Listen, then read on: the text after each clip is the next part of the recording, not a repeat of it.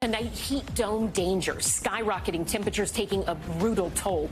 A staggering 80 million people under alert tonight from California to Kansas to Florida.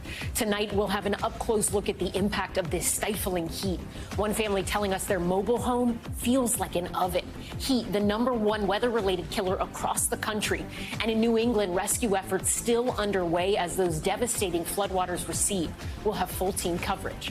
Show of unity. Biden and Zelenskyy meeting face-to-face at the NATO summit after the Ukrainian leader blasted Western leaders for delaying his efforts to enter the alliance.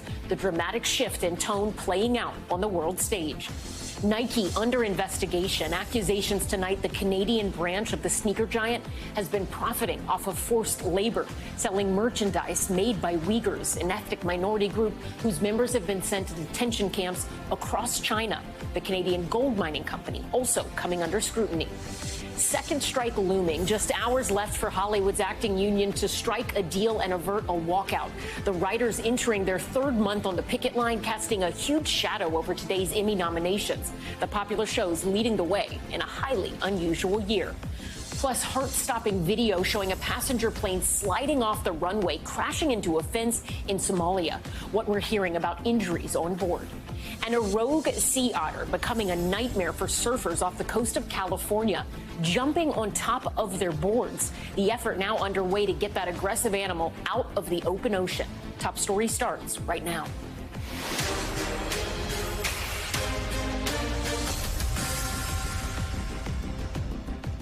Good evening. I'm Ellison Barber in for Tom. We begin Top Story once again tonight with the extreme temperatures from coast to coast. The heat dome that has made the Southwest unbearably hot for weeks on end, expanding at this hour. 80 million Americans under alert tonight. But behind those staggering numbers and triple-digit temperatures are the people struggling to cope. The most vulnerable, often left to deal with the harshest conditions. Tonight, you'll hear from one family already struggling to afford their rent, stretching their budget to pay for a single AC unit. Their home offering little relief from the brutal temperatures outside. This as families and business owners in Vermont begin the long and difficult cleanup from those devastating floodwaters. The waters receding with the threat of the dam breaching now gone, but rain on the way could bring a repeat of what we saw earlier this week. More on the floods and the forecast coming up, but first, Aaron McLaughlin leads us off from a scorching Arizona.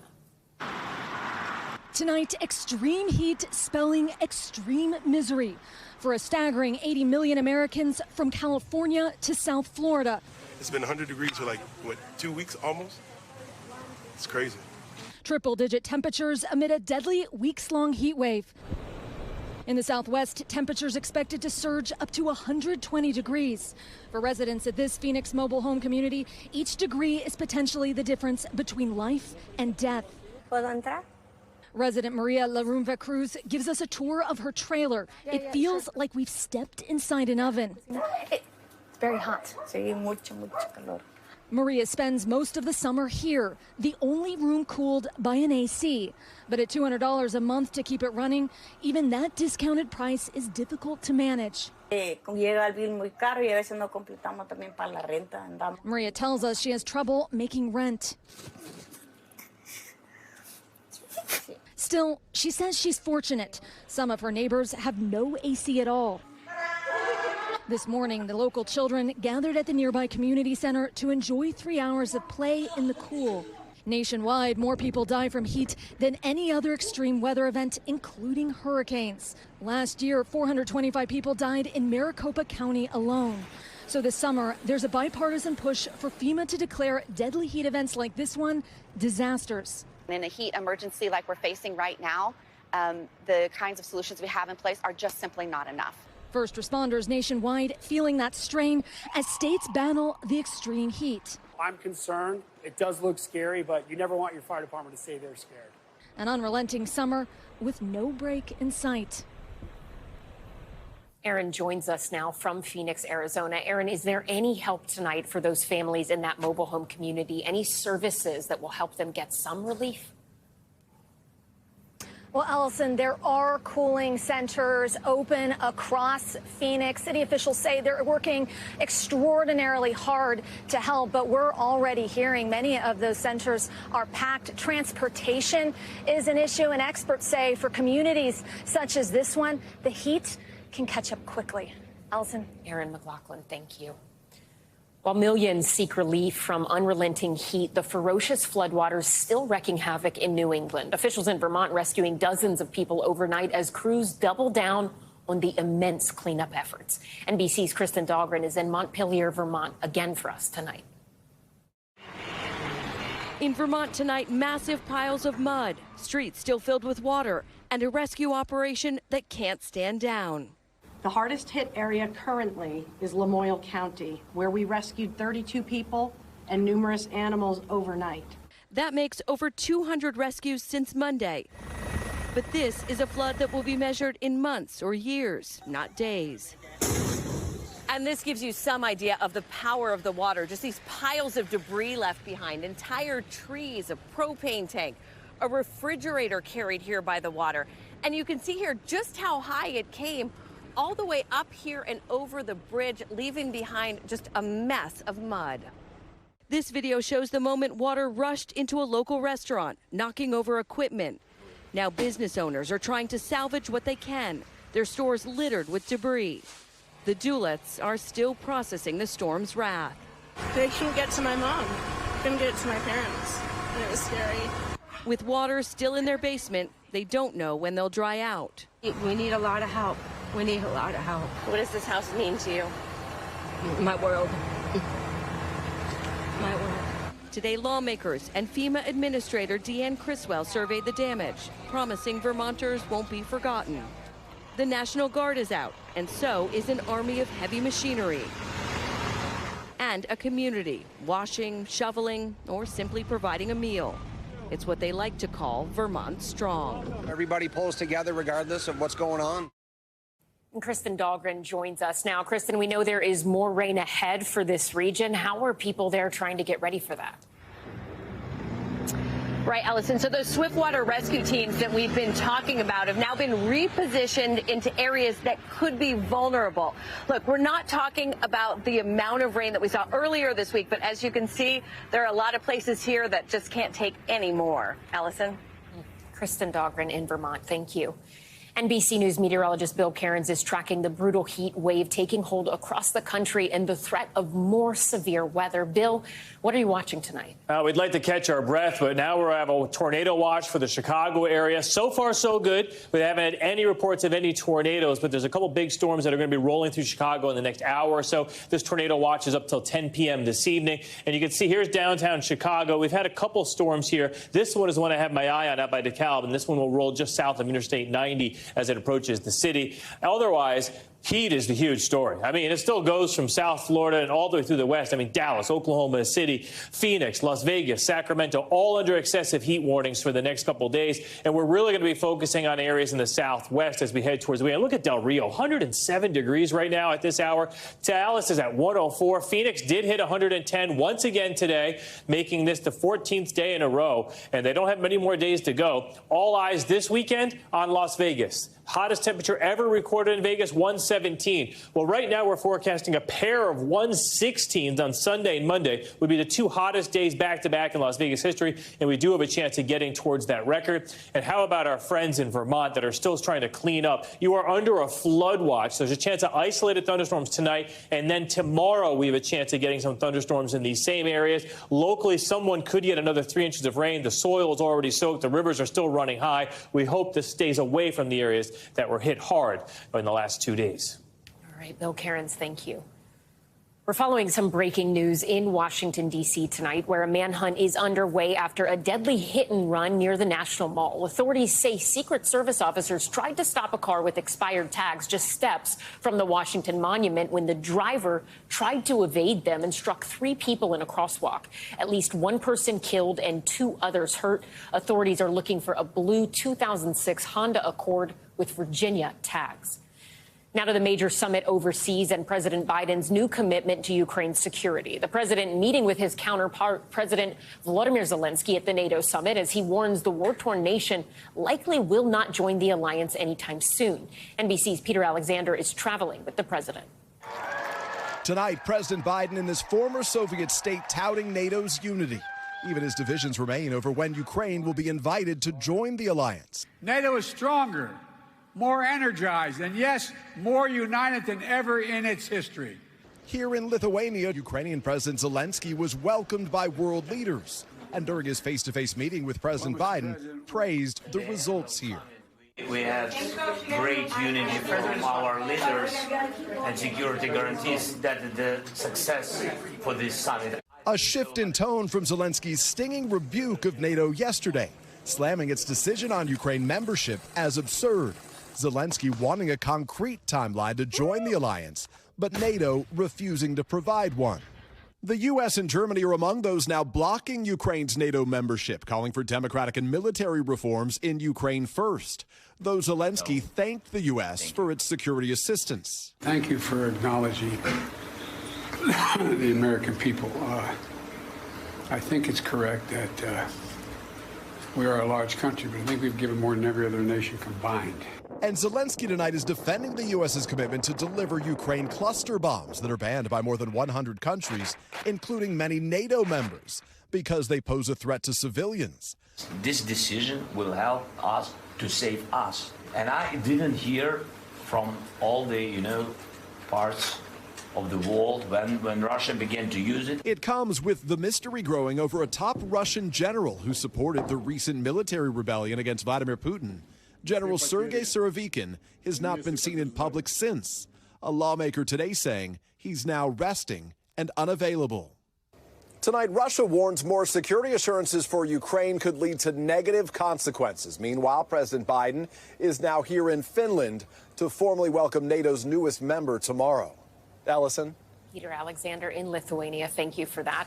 The president pledging support for Ukraine despite dashing the country's hope of joining NATO in the near future.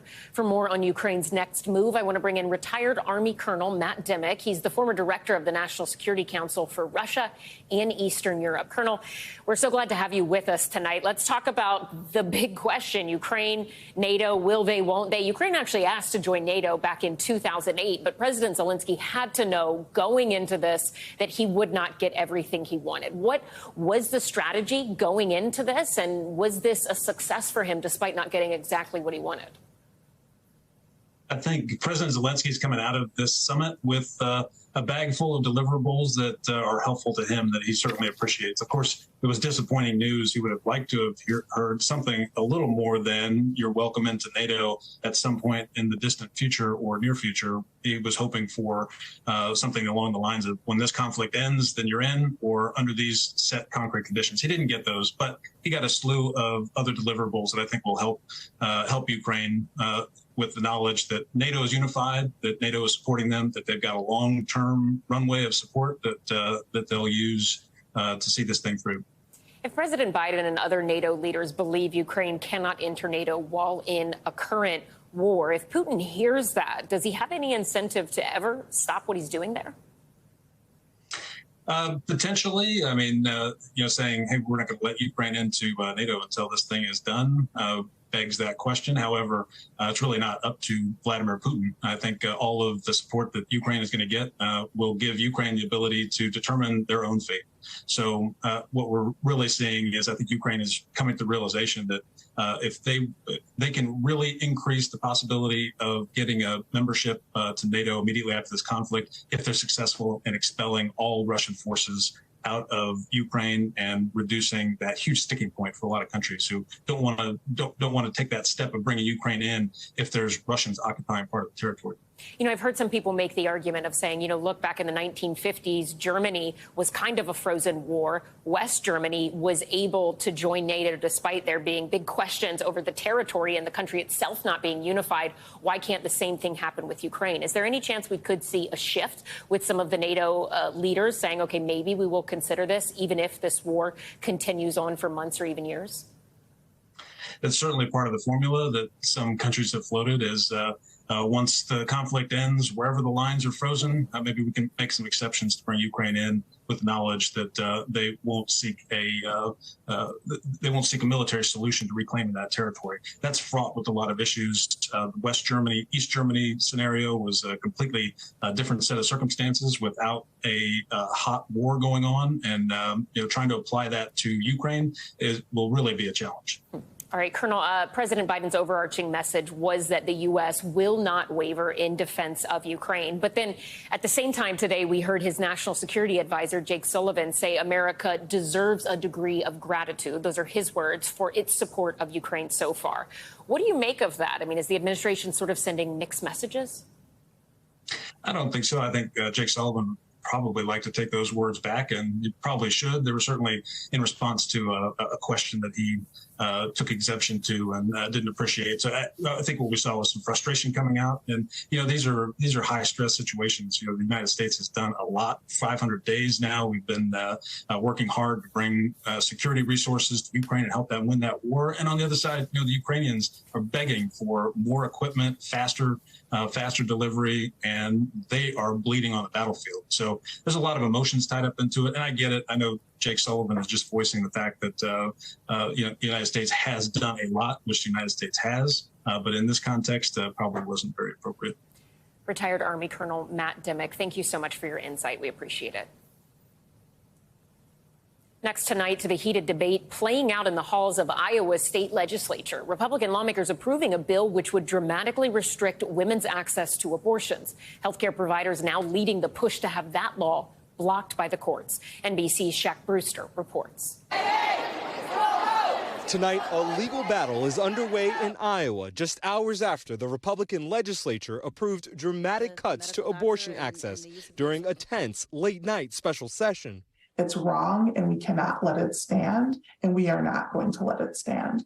Providers are asking the court to temporarily block the bill, which bans abortions after cardiac activity is detected, roughly 6 weeks into a pregnancy before many women know they are pregnant. Essentially, this bill is making abortion illegal for everyone. If they're not prepared to have a baby, they shouldn't have sex. It includes exemptions for rape, incest, and the life of the mother. How does this impact the abortion care you provide? It's going to mean turning away a lot of patients. It's going to mean a lot of really heartbreaking conversations. Iowa would become the 16th state to restrict the procedure to 6 weeks or less. We are very, very happy with what we have passed. State Representative Shannon Lundgren has been leading this fight for years. We'll have a big impact on those unborn lives that also deserve liberty and freedom. Governor Kim Reynolds vowing to sign it into law Friday at an event hosting several GOP presidential candidates. The restrictions will go into effect then unless the courts step in. This bill is almost identical to a 2018 version that was passed but quickly blocked by the courts. Republican lawmakers here in Iowa hope that the federal overturning of Roe v. Wade and a more conservative state Supreme Court allow this ban to stand. Ellison? Shaquille Brewster in Iowa, thank you. Still ahead tonight, the shocking murder of a prominent doctor in Tennessee, a man who had just been named one of the top surgeons in the state, shot and killed inside an examination room. One of his patients now under arrest. Plus, a deadly crash involving a Greyhound bus, what it smashed into on an Illinois highway, and terrifying moments for passengers in Somalia. The moment their plane skidded off the runway and into a fence, how everyone who was on board is doing tonight. Stay with us.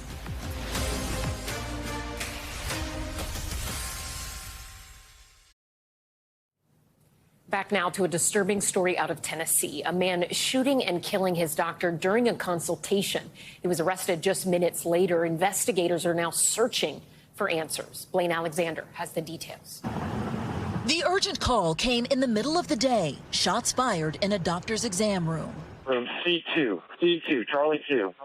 Shimmy doctor down 2 rounds, looks like to the chest. Inside, Dr. Benjamin Mock, a renowned orthopedic surgeon specializing in hand, wrist, and elbow surgery. Police say he was shot to death by his patient, 29-year-old Larry Pickens. Our team responded quickly. Pickens had been in the office for several hours, police say, there to be treated. Once inside the exam room, officials say he pulled out a handgun and started shooting. He then ran out of the office and was arrested within 5 minutes. Was he targeting this doctor specifically?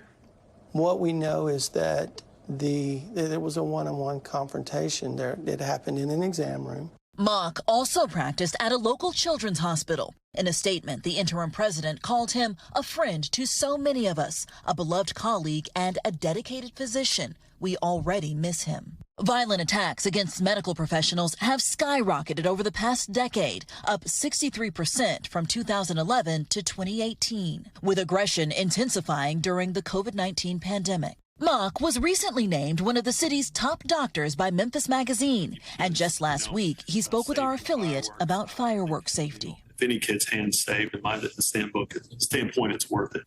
Pickens is facing charges of first-degree murder and aggravated assault. He's being held here on a $1.2 million bond. Ellison? Blaine Alexander, thank you. Now to breaking news overseas and a scandal that has been drawing headlines in the UK. BBC News anchor Hugh Edwards has been identified as the person at the center of a sexting scandal. The Sun first reported last week that a BBC broadcaster was being accused of paying what translates in American dollars to about $45,000 to a young person for sexual pictures over several years. Now Edwards has been identified by his wife in a statement released today. The senior broadcaster has been with the BBC for over 40 years. Sky News' Jason Farrell has more. Tonight at 10. The BBC's most senior news anchor, one of their highest paid stars, Hugh Edwards, is among the most recognisable faces of the corporation and has been for more than 30 years. There was growing pressure to reveal that he was the mystery presenter at the centre of allegations in the Sun newspaper. And it was his wife, Vicky Flynn, who told the world. Hugh is suffering from serious mental health issues.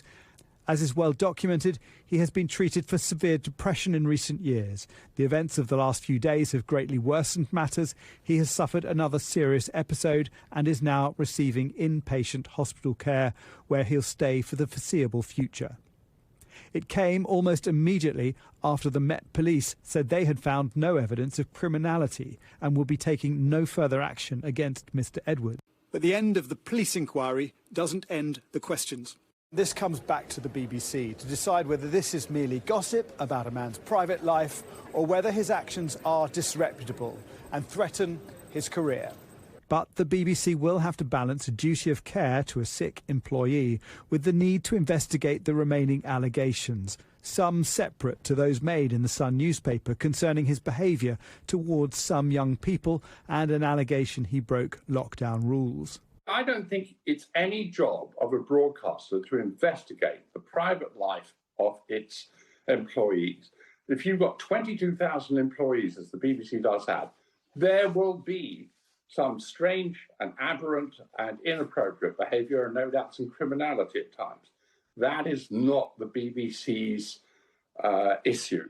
In a memo to staff, the Director General said they will continue to assess the case and follow due process. In her statement, Hugh Edwards' wife said he would, when recovered, address the allegations. And he apologised for the distress caused to his colleagues, presenters like Jeremy Vine, who'd been wrongly accused of being the mystery presenter. The Sun said it had no plans to publish further allegations, but will provide BBC investigators with a dossier containing more allegations, including some from BBC personnel.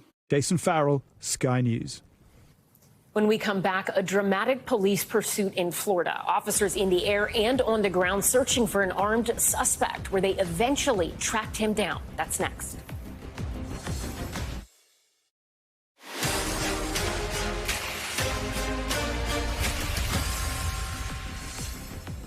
Back now with Top Stories news feed. We began with a deadly bus accident overnight in southern Illinois. Authorities saying a Greyhound bus collided with 3 tractor trailers parked along an Interstate 70 exit ramp near the city of Highland, leaving 3 people dead and 14 others seriously hurt, including the bus driver. According to Greyhound, the bus was traveling from Indianapolis to St. Louis. State police are still investigating the collision. And a dramatic police chase just outside of Tampa. Body camera footage capturing the moments deputies located a suspect on the run, hiding under his small boat in a narrow part of the Alfea River. The county sheriff saying officers worked together on the ground, in the air, and in the water to track down the man who was armed with a knife at the time of his escape. That suspect is now back in custody. Farmers Insurance announcing it will pull out of Florida, forcing roughly 100,000 people to now look for alternatives. The company says it will not be writing new farmers-branded policies in the state, but current customers will still be covered through this year. They are the fourth major insurer to pull out of Florida this year amid a growing threat from extreme weather. And NASA releasing an image from the Webb Space Telescope to celebrate its first year of operation. The anniversary image giving us a look at the process of stars being born. The cloud complex is about 390 light years away. The telescope's first deep space image was unveiled last July and showed some of the clearest shots of space. Now to the latest on that missing 14-year-old girl discovered in the barracks of San Diego's Camp Pendleton. Police taking a Marine in for questioning 2 weeks ago, but no charges have been filed in the case. And now that girl's family is demanding answers. NBC's Dan DeLuce reports.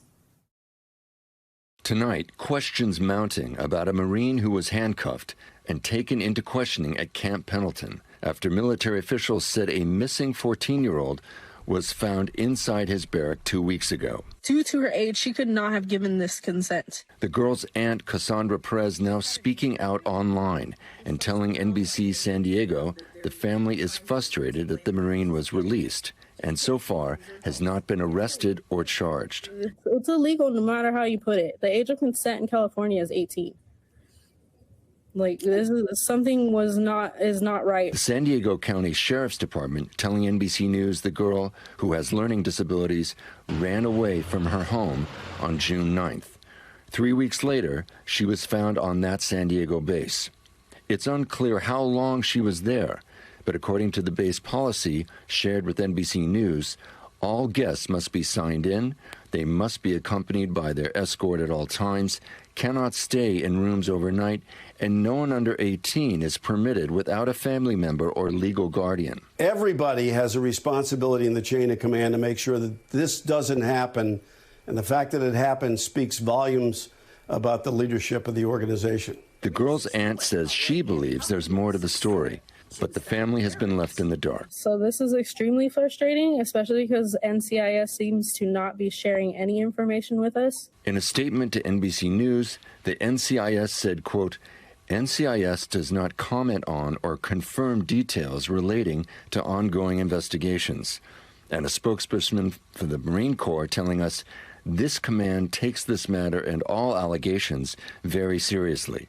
Meanwhile, the California Attorney General's office has confirmed the San Diego Human Trafficking Task Force has taken the lead on the investigation, but did not provide further details. And this isn't the first time Camp Pendleton has been caught up in a criminal investigation. New details tonight on 24 Camp Pendleton Marines accused of smuggling and drug-related offenses. In 2020, 24 Marines less than honorably discharged for human trafficking and drug crimes, following an investigation into 3 Marines from the base who were caught transporting undocumented migrants across the border in exchange for money. Now the base under renewed scrutiny, and one family eager to find answers. Please hold your fellow service members accountable. Be the hero you signed up to be. I have your back if you do. Dan DeLuce joins us now from the Pentagon. Dan, obviously, this has been a really scary ordeal for this family. What is the girl's aunt telling you about how that girl and her family are doing tonight? Well, the aunt says they are just distraught over this whole episode. And she says the family feels they are not getting any information, that the military authorities investigating the incident are not sharing details with them.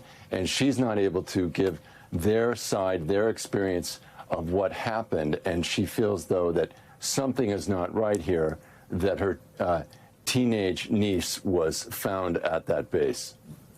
And Dan, just big picture, we don't know a lot of the details in this circumstance, right? There are still a lot of outstanding questions, but based on your experience reporting on the military, how alarming is it that someone, be it on their own, with someone else, that they could access a base this easily? I mean, military barracks, those are supposed to be controlled environments where only people with clearance get inside, right? That's right. These are not open places. They have very tight procedures.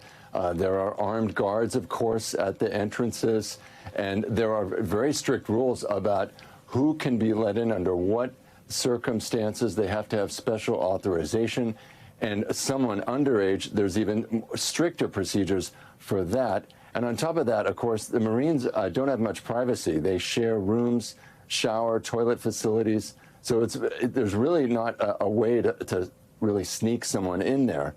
So it raises a lot of questions about security at the base. Dan DeLuce, thank you for that. We'll keep an eye on it. Turning now to Money Talks, what consumers and investors need to know from the business world and beyond. And tonight, the major headline is inflation. New data showing prices rising 3% year over year. But that's a much better picture than last summer. NBC's Brian Chung has the details. From bacon and eggs to gasoline to airfares to used cars, some things are getting cheaper. After the post-pandemic surge in prices, further signs of improvement as the government reported that prices in June rose by 3% over the last year. We see that the pre-opening equity markets have rocketed higher. It's a significant improvement from exactly 1 year ago when inflation peaked at 9.1%.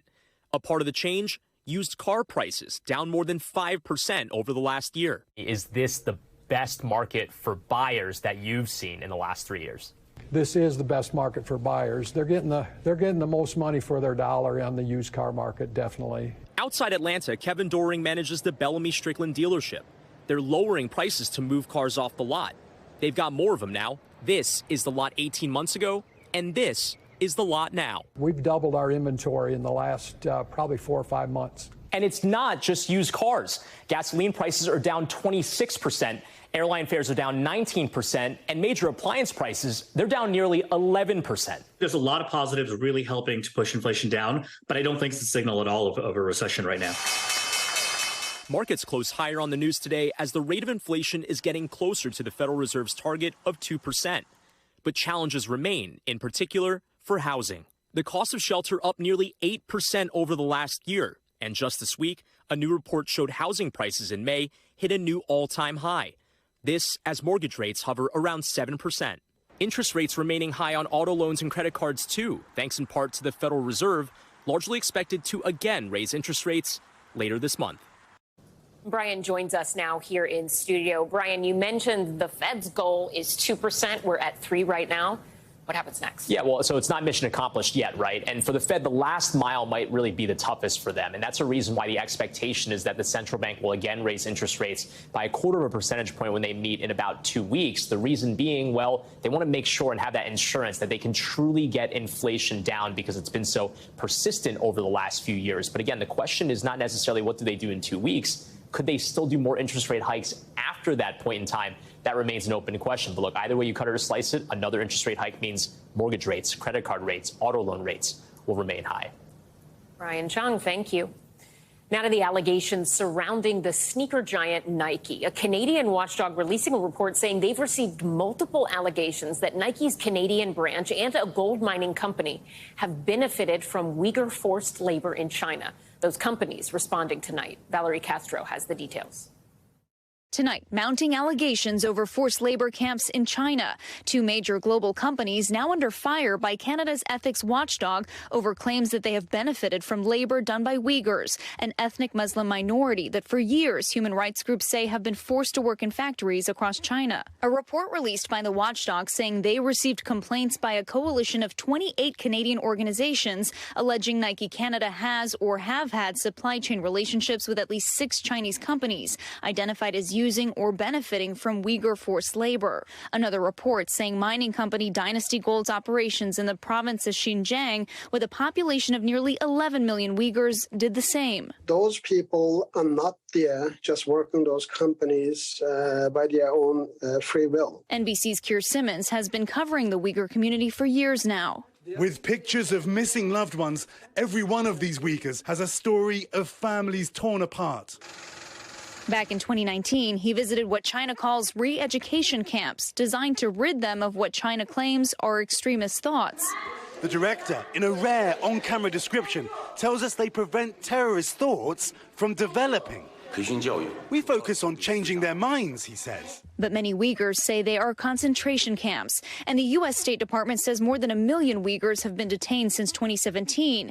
And the Department of Labor estimates that of those, nearly 100,000 may be working in forced labor conditions. They are forced to work just like a robot. They are not allowed to speak with their own NATO language. They are not allowed to practice any religious duties. Both Nike and Dynasty Gold did not return NBC's request for comment on the allegations regarding forced labor. But in a response to the complaint, Nike said that they do not source products from Xinjiang or use textiles and spun yarn from the region, and adding they don't have any relationship with 3 of the companies mentioned in the report, and that Nike Inc. has confirmed that their contract suppliers are not using textiles from that region, and that their code of conduct prohibits forced labor. Dynasty Gold's response to the complaint is that it does not have operational control over the mine in Xinjiang, and that these allegations arose after it left the region. Valerie Castro, NBC News. Now to an NBC News exclusive involving the growing tensions between China and the United States. Our Courtney Cubie with an inside look at the military operation underway. She sat down with an American general who recently warned that war could be just 2 years away.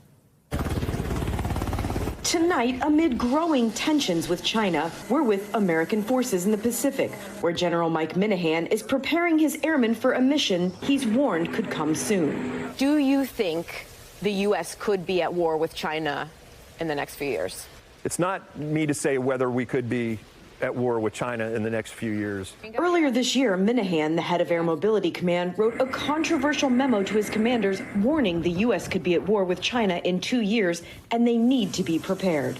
Do you still believe that? I don't believe conflict is inevitable. I don't believe it's unavoidable. But I also believe that ready now is what matters most.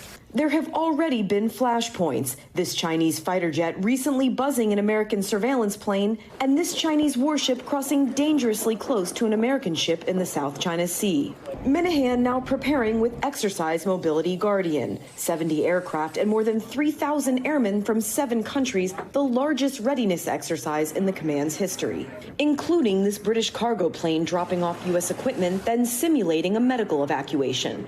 Also practicing resupplying bases in remote areas. Cargo door, acknowledged. This mission to drop supplies to airmen establishing a base on a tiny island north of Guam. We're directly over the drop zone right now. About a dozen aircraft are beginning to drop their supplies and aid to the troops below.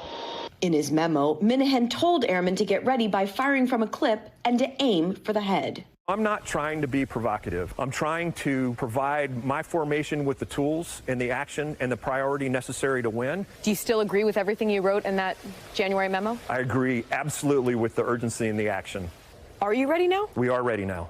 Courtney Cubie, NBC News. When we come back, the Emmy nominations are in succession, leading the way with 27 nominations, but a looming actors strike putting a damper on the celebrations. Where those negotiations stand as time runs out.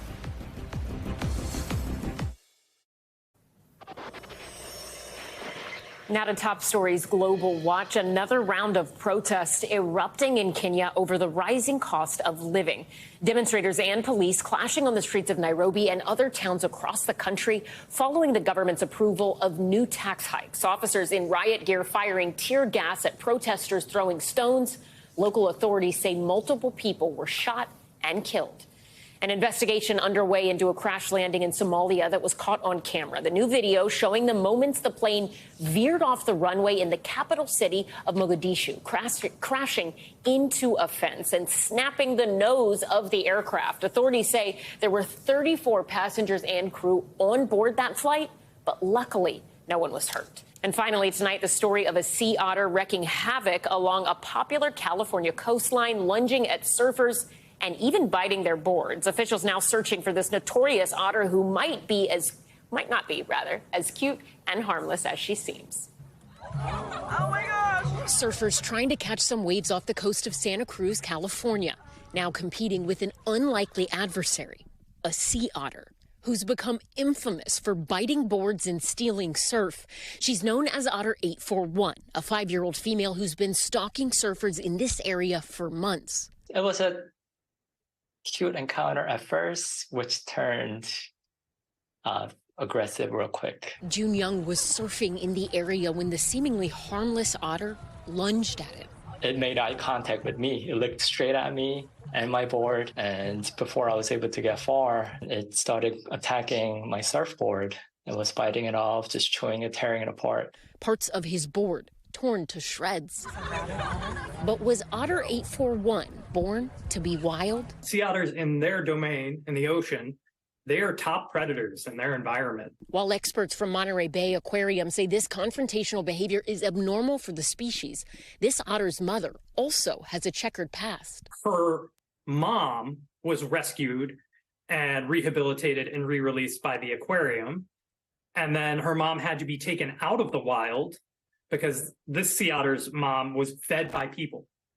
And that's a real problem. But Otter 841 was born in captivity and raised with strict protocols, so she would not be too familiar with humans. Our team that interact up close with them wear big welding masks and black ponchos. We call it the Darth Vader outfit.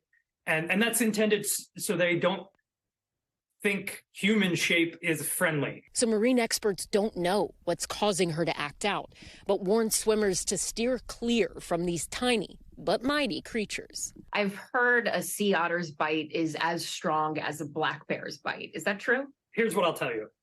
Our team, when we're handling otters up close, they wear Kevlar gloves. So it is a strong bite. I wouldn't want to be near that mouth. So what's next for this infamous surfboard stealer? California Fish and Wildlife Services say they are working to safely capture and rehome the otter and then send her to Monterey Bay Aquarium for a health check. But as of now, this notorious otter is still out in the ocean in search of her next close encounter. Thanks so much for watching Top Story. For Tom Llamas, I'm Ellison Barber in New York. Stay right there. More news now is on the way.